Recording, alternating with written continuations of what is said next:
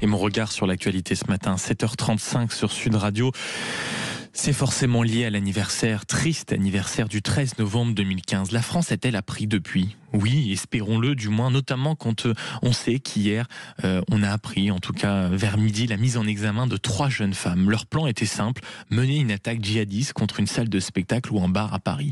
En lisant les comptes rendus de la DGSI, le service secret de la surveillance intérieure, on découvre 3 jeunes radicalisés, vivant dans une bulle cognitive effrayante, un monde fait uniquement de Snapchat, de TikTok, de Telegram, saturé de vidéos morbides et de propagande islamiste. L'une d'elles, considérée comme la meneuse, gérait depuis sa chambre un compte TikTok suivi par, écoutez bien, près de 20 000 personnes. Ce compte TikTok était uniquement et exclusivement dédié à la diffusion de contenus djihadistes. Lors de leurs premiers échanges, ces adolescentes évoquaient en riant le fait de se faire exploser lors de leur journée défense et citoyenneté.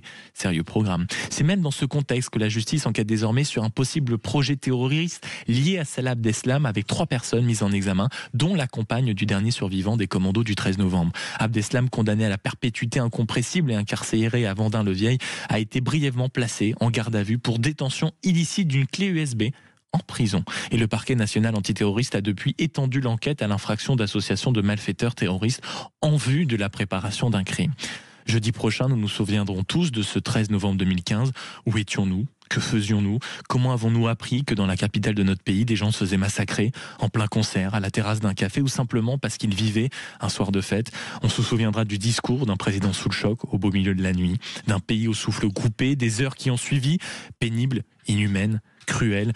Aujourd'hui, alors que le ministre de l'Intérieur, Laurent Nunez, appelle à une vigilance renforcée, les angoisses demeurent, les inquiétudes aussi, même si bien sûr, depuis les attentats du 13 novembre, la France, on l'espère, a tout de même un peu appris. Elle a adopté des lois antiterroristes, renforcé les pouvoirs policiers et judiciaires, créé le parquet national antiterroriste qui rassemble désormais près de 30 magistrats spécialisés. L'état d'urgence, bien sûr, a été en partie intégré au droit commun. Le fonds de garantie a été beaucoup plus conséquent pour les victimes. Les effectifs des forces de sécurité et des services spécialisés ont largement été accrus et la France a bâti depuis une politique antiterroriste fondée, on l'espère toujours, sur l'anticipation, la prévention et une mobilisation nationale sans précédent. De tout cela, il sera forcément question après le journal de 8h avec nos invités, notamment pour revenir sur ce cycle de violence que nous avons connu cette semaine.